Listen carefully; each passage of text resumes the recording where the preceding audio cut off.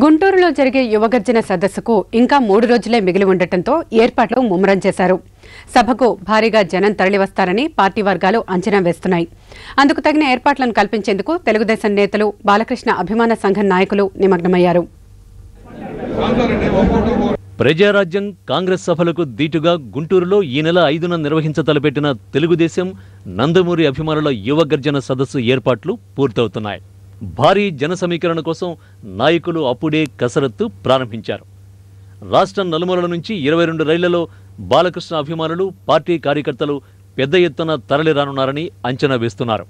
వివిధ జిల్లాల నుంచి 500 కార్ల ర్యాలీతో పాటు మోటార్ సైకిళ్ల ర్యాలీ ఒకరోజు ముందుగానే యువగర్జన సదస్సుకు చేరుకునే విధంగా కార్యాచరణను రూపొందిస్తున్నారు.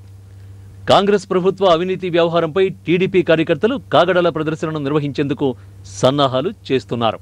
2009 సార్వత్రిక ఎన్నికల్లో కాంగ్రెస్ ప్రభుత్వాన్ని భూస్థాపితం చేయడానికి ఈ యువగర్జన నాంది పలుకుతుందని తెలుగుదేశం పోలిట్ బ్యూరో సభ్యుడు ఎర్రన్నాయుడు అన్నారు. ఈ కాంగ్రెస్ పార్టీ మీద గర్జన రూపంలో ఒక యువ గర్జన ఏర్పాటు చేసి కాంగ్రెస్ పార్టీకి రేపు 2009 ఎన్నికల్లో నిమజ్జనం చేయడానికే ఈ యువ గర్జన అని చెప్పి నేను మీకు మనవి చేస్తున్నాను.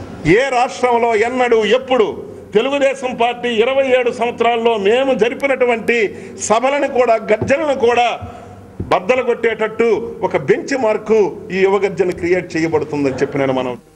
యువగర్జన సదస్సుకు భారీగా జనం తరలిరానుండటంతో అందుకు తగిన భద్రతను కల్పించేందుకు జిల్లా పోలీసు యంత్రాంగం ఏర్పాట్లు చేస్తోంది.